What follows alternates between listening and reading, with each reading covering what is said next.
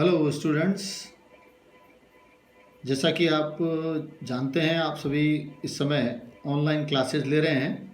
तो in this series today I am going to teach you the lesson number 2 of your book Beehives, named The Sound of Music.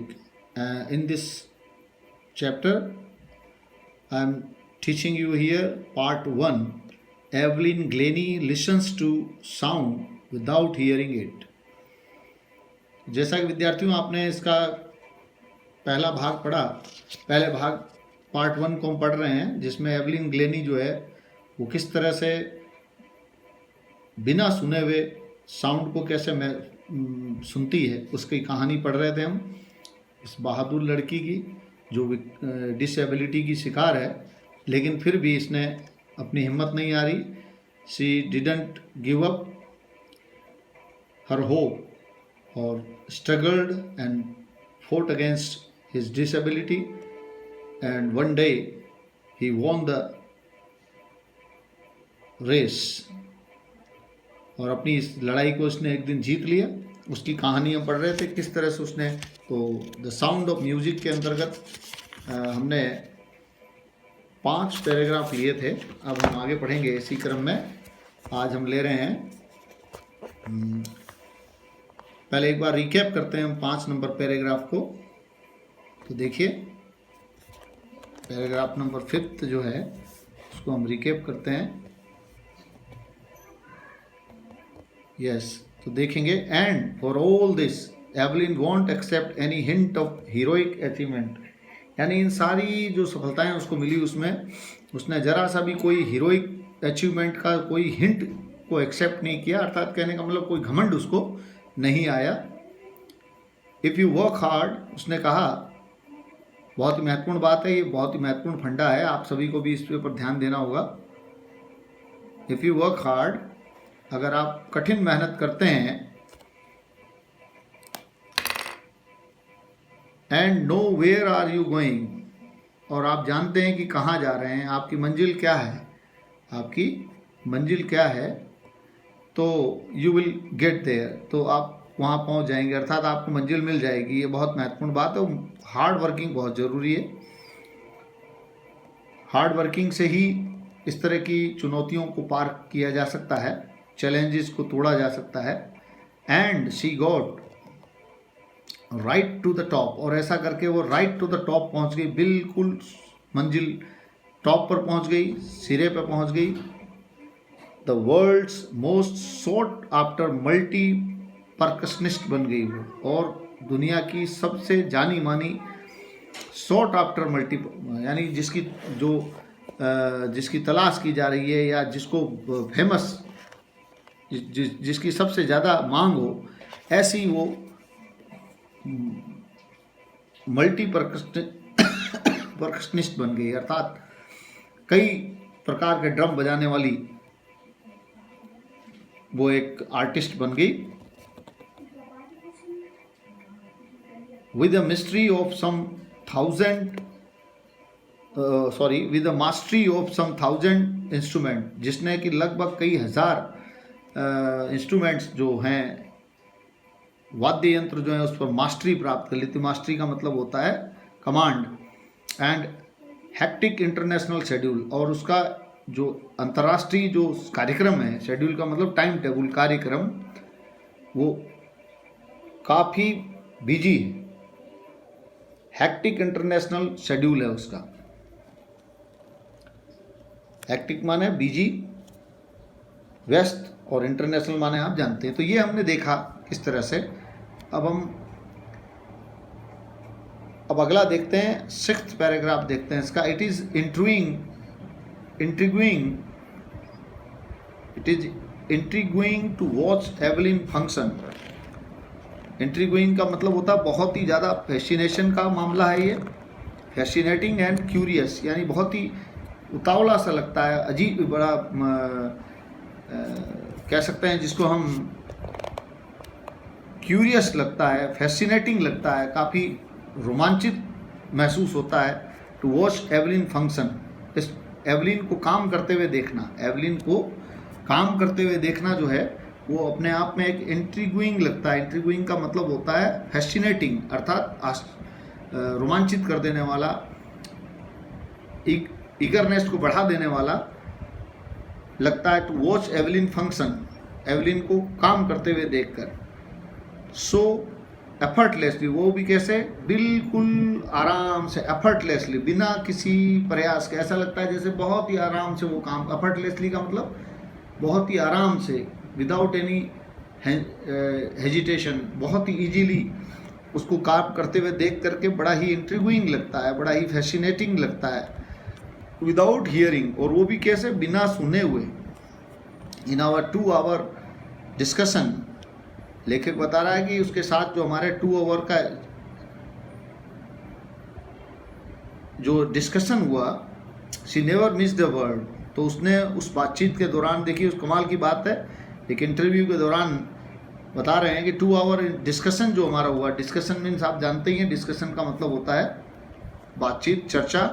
She never missed a word, उसने कोई भी शब्द का चूक नहीं की, यानी समझने में कोई चूक नहीं की। Man with Bussy Baird give me trouble, she laughed, और हंसते हुए इस इंटरव्यू के दौरान उसने कहा कि जिसके बूसी बेयर्ड होती है, यानी कहने का घनी दाढ़ी होती है, यहाँ बूसी से मतलब बुश माने वैसे झाड़ी होता है, लेकिन यहाँ मतलब इसका घनी है, और बेयर्ड माने आप जानते हैं दाढ़ी, उससे उनको वो बताती है कि मुझे थोड़ी तकलीफ होती है। ऐसे व्यक्तियों की कही गई बात को समझने में थोड़ी दिक्कत होती है। Give me trouble, she laughed, ये कह करके थोड़ी वो हंसी। कैसे समझ में आ गया होगा वो, क्योंकि वो टच करके, स्पर्श करके किसी भी बात को समझती थी, उसको सुनती थी और समझने की कोशिश करती थी। तो जिसकी दाढ़ी हो गाल पे, उसकी वो क्या बोल रहा है उसको समझना उसके लिए थोड़ी सी मुश्किल होती थी। इस बात को कह करके वो हंसी। इट इज़, आगे देखते हैं इसी क्रम में। ये देखिए एवलिन ग्लेनी है, ये जल तरंग बजा रही है, जाइलोफोन बजा रही है। अब हम इसी क्रम में आगे बढ़ेंगे। नेक्स्ट जो अभी चल रहा हमारा 6th पैराग्राफ, उसको देखेंगे, इसी में आगे देखते हैं। नॉट,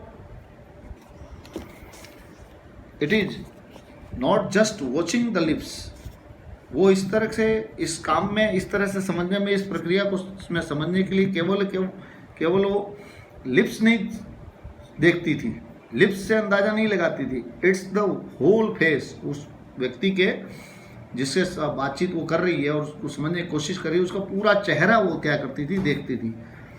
स्पेशली द आईज, और विशेष रूप से उस व्यक्ति की आंखें देख करके वो समझने की कोशिश करती थी। ट्राई टू अंडरस्टैंड, समझने की कोशिश करती थी कि क्या वो बोल रहा है। तो कितना डिफिकल्ट रहा होगा उसके लिए इस तरह से, इस प्रोसेस से किसी भी बात को सुनना, समझना। एक बहरे आदमी के लिए इस तरह से सुनना कितना मुश्किल हो सकता है, आप अंदाज़ा लगा सकते हैं। शी स्पीक्स फ्लॉलेसली, इसके अलावा वो फ्लॉलेसली बोलती थी, बिना किसी मिस्टेक के, विदाउट मिस्टेक। फ्लॉलेसली का मतलब विदाउट अ फॉल्ट और मिस्टेक, बिना किसी गलती के वो बोलती थी, flawlessly. With a Scottish lilt, और किसके साथ, वे ऑफ स्पीकिंग, लहजे के साथ। लिल्ट का मतलब लहजा, लहजा तरीका जो होता है, उससे वो स्कॉटिश, क्योंकि स्कॉटलैंड की रहने वाली थी, तो उसका लहजा जो था, बोलचाल का, भाषा का जो था, वो स्कॉटिश था। और वो भी फ्लॉलेसली बोलती थी वो। माई स्पीच इज क्लियर, वो कहती है कि मेरी स्पीच, मेरी आवाज़ क्लियर है। Because I could hear till I was 11, क्योंकि मैं जब 11 साल की थी तब तक मैं सुन सकती थी।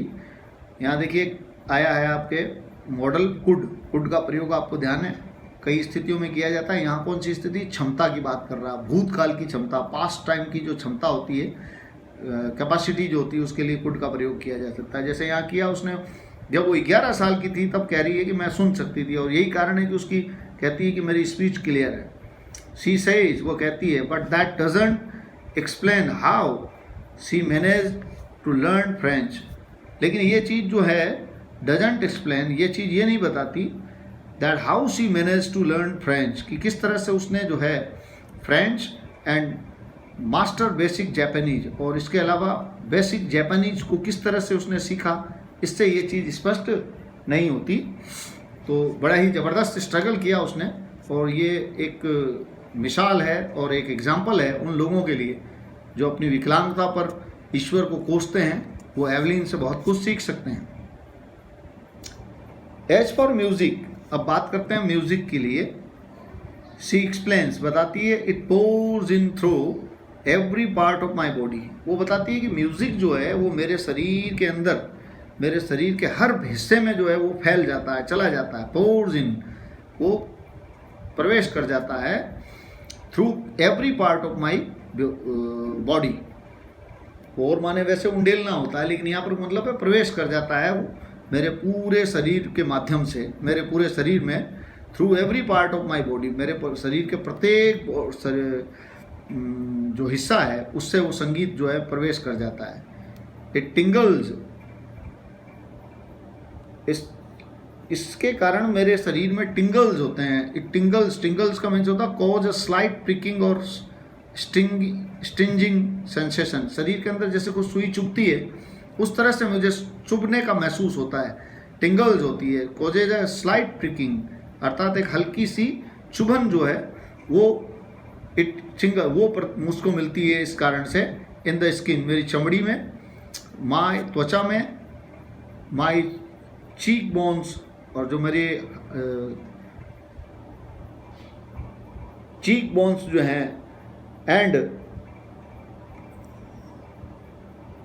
इवन माई हेयर, और यहाँ तक कि मेरे जो ये हेयर जो हैं, बाल, उनके थ्रू, उनके अंदर भी ये इस तरह की जो प्रिकिंग जो है, कहने का मतलब इस तरह की टिंगल जो है वो महसूस होती है। जो मेरे गाल हैं, गालों की जो बोन्स है, हड्डियां जो है उनमें, और इसके अलावा जो मेरे बाल हैं वो, और चमड़ी पर इस टिंगल्स को मैं महसूस करती हूँ। When she plays the xylophone, उस दिन बताया तो मैंने द क्यों प्रयोग हुआ यहाँ पर, क्योंकि ये एक वाद्य यंत्र है, तो किसी भी म्यूजिकल इंस्ट्रूमेंट के पहले द का प्रयोग किया जाता है। When she plays the xylophone, जब कभी भी वो क्या करती है, जाइलोफोन को बजाती है, she can sense the sound, तो वो इसके आवाज़ को महसूस कर सकती है, सेंस कर सकती है।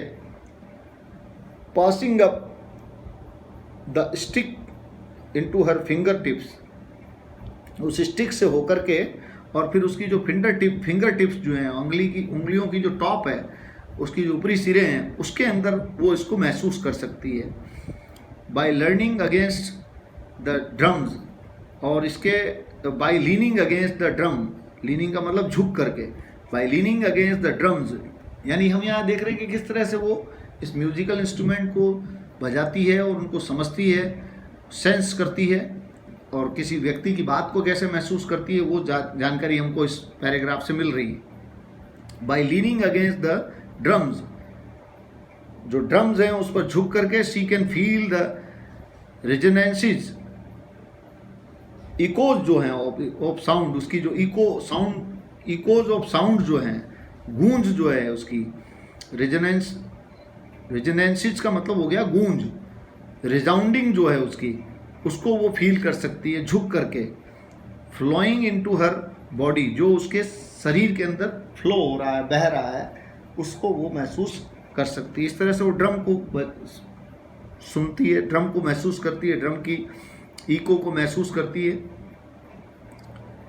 ऑन ए वुडन प्लेटफॉर्म, उसी तरह से एक वुडन प्लेटफॉर्म हो, कोई लकड़ी का प्लेटफॉर्म बना हुआ है, शी रिव्यूज हर शूज, और वहाँ वो अपने शूज को, अपने जूतों को खोल देती है, so that the vibration pass through her bare feet, ताकि जो उस लकड़ी के पट्टे पर, लकड़ी के जो प्लेटफॉर्म बना हुआ है, तो उस प्लेटफॉर्म का जो वाइब्रेशन है, उसकी जो धड़कन है, कंपन जो है, वाइब्रेशन मीन्स कंपन, पास थ्रू हर बेयर फीट, बेयर का मतलब नंगे,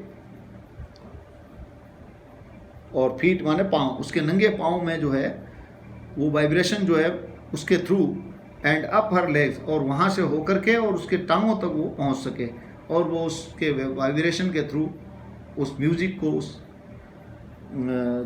आवाज़ को पहचान सके, उसको समझ सके। तो ये जो हमने देखा इस पैराग्राफ में कि किस तरह से म्यूजिक को वो सुनती है, किस तरह से म्यूजिकल इंस्ट्रूमेंट को बजाती है और आवाज़ को किस तरह से महसूस करती है, किसी व्यक्ति के द्वारा कही गई बात को कैसे महसूस करती है। तो ये बड़ा कितना डिफ़िकल्ट था, हमने अभी जाना इसको, इस प्रोसेस को, तो बड़ा ही ज़बरदस्त संघर्ष किया उसने। इसी क्रम में हम इसका अगला जो 8th पैराग्राफ जो है वो देखेंगे हम। नेक्स्ट लेते हैं हम 8th पैराग्राफ देख रहे हैं हम इसका। नॉट सरप्राइजिंगली, इसमें कोई आश्चर्य की बात नहीं है। Not surprisingly Evelyn delights her audiences, इसमें कोई शक नहीं है, कोई किसी प्रकार की कोई सरप्राइजिंगली यानी कोई आश्चर्य की बात नहीं कि वो अपने जो दर्शक हैं, ऑडियंसेस का मतलब श्रोता जो हैं, दर्शक जो हैं, उनको डिलाइट करती है। अर्थात कहने का मतलब नो डाउट, इसमें कोई डाउट नहीं है, वो अपने जो ऑडियंसेस हैं, अपने जो दर्शक हैं, उनको, श्रोताओं को वो आनंदित करती है। डिलाइट का मतलब आनंदित करती है। इन 1991, जैसे कि एक घटना बता रहा है, इन 1991 she was presented with the royal Philharmonic societies prestigious soloist of the year award. एक बहुत बड़ी सफलता उनको मिली, बता रहा है लेखक, कि 1991 में 91 में शी वॉज प्रेजेंटेड, उन्हें प्रदान किया गया, पैसिव वॉइस है ये, विद द रॉयल, ये उस अवार्ड का नाम है, with the royal Philharmonic societies prestigious soloist. Soloist का मतलब अकेले, एकल वादन करने वाला, ऑफ द ईयर अवार्ड उनको प्रदान किया गया, मिला उन्हें। तो याद रखेंगे आप उस अवार्ड को, royal Philharmonic societies prestigious soloist of the year award. ये अंदाजा आप ऐसे ही लगा सकते, इस बात से ही लगा सकते हैं कि एक न सुनने वाली लड़की किस तरह से इतने बड़े अवार्ड को प्राप्त कर लेती है, किस तरह से उसने संघर्ष किया। तो उसकी संघर्ष की कहानी अपने आप में एक मिसाल है, लोगों के लिए एक उदाहरण है, जो लोगों को लेना चाहिए, समझना चाहिए। Says master percussionist James blades, और जैसा कि उसके बारे में उनके जो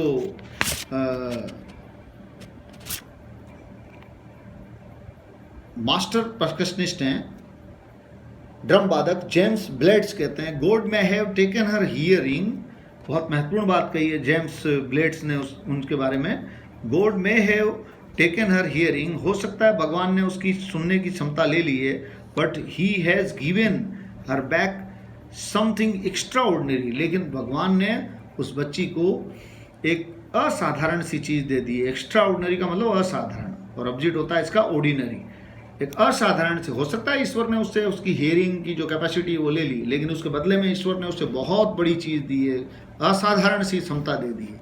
what we hear she feels, देखिए क्या दे दिया है, जिस चीज़ को हम क्या करते हैं, हम लोग हियर करते हैं, सुनते हैं, वो उसको महसूस कर लेती है। क्या कर लेती है? महसूस कर लेती है। For more deeply than any of us, और वो भी हम में से ज़्यादा, हम सभी लोगों की तुलना में अपेक्षाकृत ज़्यादा गहराई से उसको वो महसूस कर लेती है। That is why she expresses music so beautifully, और यही कारण है कि वो म्यूजिक को इतनी बढ़िया तरीके से, ब्यूटीफुली यानी सुंदर तरीके से, ये एडवर्ब है, जिस किसी भी वर्ड के, एडजेक्टिव वर्ड के पीछे ly लग जाता है तो वो एडवर्ब बन जाता है, यानी क्रिया विशेषण बन जाता है।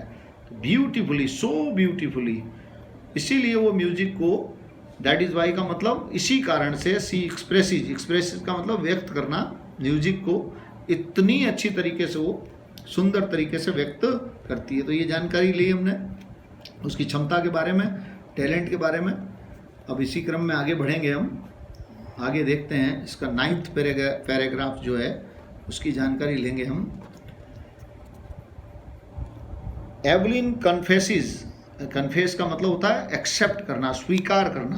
कंसेप्ट का, कन्फेस का मतलब स्वीकार करना। Evelyn confesses that she is something of a workaholic, वो कहती है कि मैं एक प्रकार से एक काम में बहुत ही ज़्यादा बिजी रहने वाली, workaholic, a person who finds it difficult to stop working.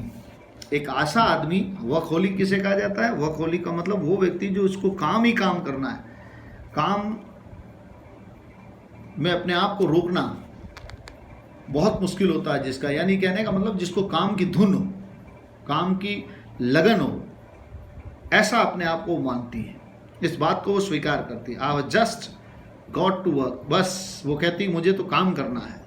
Open harder than classical musicians, और वो कहती है कि मुझे जो क्लासिकल म्यूजिशियंस होते हैं यानी शास्त्रीय संगीतज्ञ जो होते हैं उनसे भी ज़्यादा कठिन मुझे आमतौर पर काम करना पड़ता है, उनसे भी ज़्यादा आमतौर पर ज़्यादा मेहनत करनी मुझे पड़ती है। बट द रिवॉर्ड्स आर एनर्मस, लेकिन इसके जो परिणाम हैं, इसके जो रिजल्ट्स हैं, इसके जो इनाम हैं, रिवॉर्ड का मतलब इसके इनाम जो हैं वो बहुत ही बड़े हैं। एनर्मस का मतलब होता है, एनर्मस का मतलब विशाल, बड़े, be very big. Apart from का मतलब होता है इसके अलावा। द रेगुलर कंसर्ट्स, इसके अलावा वो जो रेगुलर जो कंसर्ट्स होते रहते हैं, संगोष्ठी होती रहती है संगीत की। Evelyn also gives free concerts in prisons and hospitals. Regular concerts में तो वो जाती ही थी, संगीत की संगोष्ठियों में भाग लेती थी। कंसर्ट्स का मतलब संगोष्ठी, सम्मेलन। रेगुलर माने नियमित, अपोजिट होता है इर्रेगुलर, और कंसर्ट माने संगोष्ठी या सम्मेलन। तो संगीत के सम्मेलन में वो के अलावा संगीत के रेगुलर सम्मेलनों में तो जाती ही थी, उसके अलावा Evelyn also gives free concerts, इसके अलावा वो मुफ्त में, फ्री में कंसर्ट्स करती थी, संगोष्ठी करती थी, संगीत का आयोजन करती थी, कार्यक्रमों का। इन प्रिजन्स यानी जानते ही आप लोग, जेल, एंड हॉस्पिटल्स यानी अस्पतालों में मरीजों को चीयर अप करने के लिए, और प्रिजन्स जो होते हैं उसमें जेल में कैदियों को मनोरंजन करने के लिए वो इस तरह के कंसर्ट्स फ्री में दिया करती थी। तो ये एक और मानवीय पक्ष उसके लाइफ का आया, कैरेक्टर का, कि वो एक मानवीय दृष्टिकोण भी रखती थी और अपनी तरफ से लोगों को चीयर अप करने की कोशिश करती थी। नेक्स्ट देखें,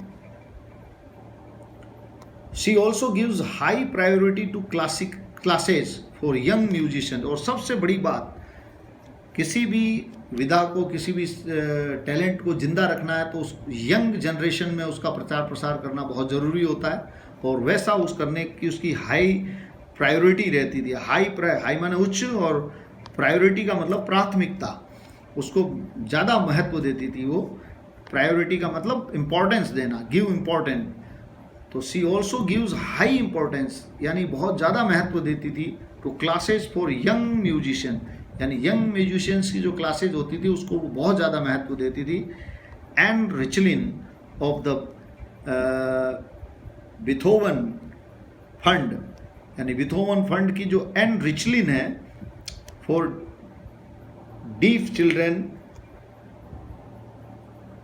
जो डीफ चिल्ड्रेन के लिए जो एक फंड है उसकी जो रिच एचलिन है, Beethoven fund for deaf children यानी बहरे बच्चों के लिए जो एक कोष बना हुआ है, फंड बना हुआ है, उसकी जो रिच एन रिचलिन जो कहती हैं, सी इज़ अ शाइनिंग इंस्पायरेशन, वो रियली एक चमकती हुई प्रेरणा है। शाइनिंग माने चमकती हुई, इंस्पायरेशन का मतलब मोटिवेशन, प्रेरणा है वो, एनकरेजमेंट है फॉर डीफ चिल्ड्रेन, बहरे बच्चों के लिए।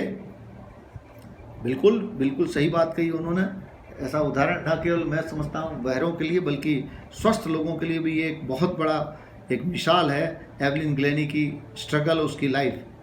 दे see that there is nowhere that they can not go, और इसके बाद उनको ऐसा लगता है, एवलिन की लाइफ को देखने के बाद ऐसा लगता है दैट दे कैन नॉट गो, कि ऐसी कोई जगह नहीं है उनके लिए, यानी उनके लिए कोई ऐसी जगह नहीं है जहाँ वो नहीं जा सकते। तात्पर्य यानी अब ऐसा कोई काम नहीं है जिसको वो नहीं कर सकते, अर्थात कहने का मतलब उसकी जीवन से इम्पॉसिबल काम को भी पॉसिबल बनाया जा सकता है। ऐसी लोगों को मोटिवेशन मिल रहा है, इंस्पिरेशन मिल रहा है।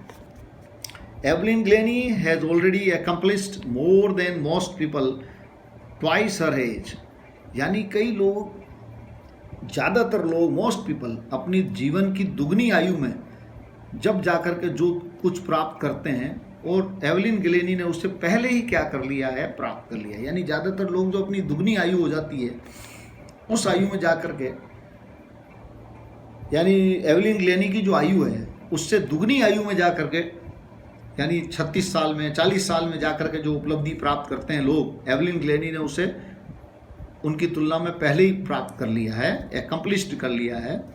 She has brought percussions to the front of the orchestra, और उसने एक ऐसे हमेशा पीछे रहने वाले वाद्य यंत्र परकशंस को, यानी ड्रम को, ऑर्केस्ट्रा में सबसे आगे का स्थान दिला दिया। ऑर्केस्ट्रा जो संगीत मंडली होती है सामूहिक रूप से, उसमें उसने एक महत्वपूर्ण दर्जा दिलाया है, स्थान दिलाया है इस ड्रम को, परकशंस को। And demonstrated that it can be very moving, और ये भी बताया है कि ये बहुत ही मूविंग है, प्रभावित करने वाला है, ये लोगों को प्रभावित, it can be very moving, कि ये बहुत ही प्रभावी हो सकता है, लोगों को प्रभावित कर सकता है, ये भी बताया उसने। She has given inspiration to those, इसके अलावा उसने इंस्पिरेशन दी है, मोटिवेशन दिया है उन लोगों को हु आर हैंडीकैप्ड, जो हैंडीकैप्ड हैं। हैंडीकैप्ड का मतलब डिसेबल्ड, डिसेबल्ड माने विकलांग। People who look to her and see, और वो लोग जो उसकी ओर देखते हैं और कहते हैं if she can do it I can.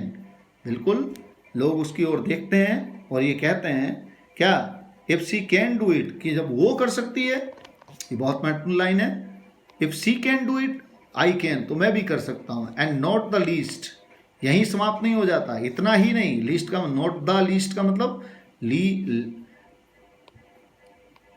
Least, the least. She has given enormous pleasure to millions, इतना ही नहीं, यहीं समाप्त नहीं हो जाती बात, उसने लाखों लोगों को आनंद प्रदान किया, एनर्मस प्लेजर प्रदान किया है, खुशी प्रदान की है। तो डेब्रो कौली का ये रचना हमने देखी, और पार्ट 1 जो है हमारा समाप्त हुआ। एवलिन गिलेनी के जीवन से रियली हम सभी को बहुत प्रेरणा लेनी चाहिए, और विशेष रूप से स्वस्थ लोगों को भी इससे प्रेरणा लेनी चाहिए कि जब एक डिसेबल्ड इस तरह का अचीवमेंट प्राप्त कर सकता है, तो स्वस्थ लोगों को, हेल्दी लोगों को तो इसके लिए प्रयास करना चाहिए। तो निश्चित रूप से देयर इज़ नथिंग इम्पॉसिबल। अगर आप मेहनत करने वाले हैं, मेहनती हैं, हार्ड वर्कर हैं, तो आपके लिए कुछ भी असंभव नहीं है। That's all for the day. आपको निश्चित रूप से ये चैप्टर समझ में आ गया होगा, और इसके जो क्वेश्चंस हैं वो नेक्स्ट वीडियो में दिए जाएंगे, और फिर अगला जो इसका पार्ट 2 है उसकी आप तैयारी करेंगे, उसके डिफ़िकल्ट वर्ड लिखकर तैयार रखेंगे, हम उसको नेक्स्ट वीडियो में देखेंगे। Okay, thanks for watching and listening me. Okay.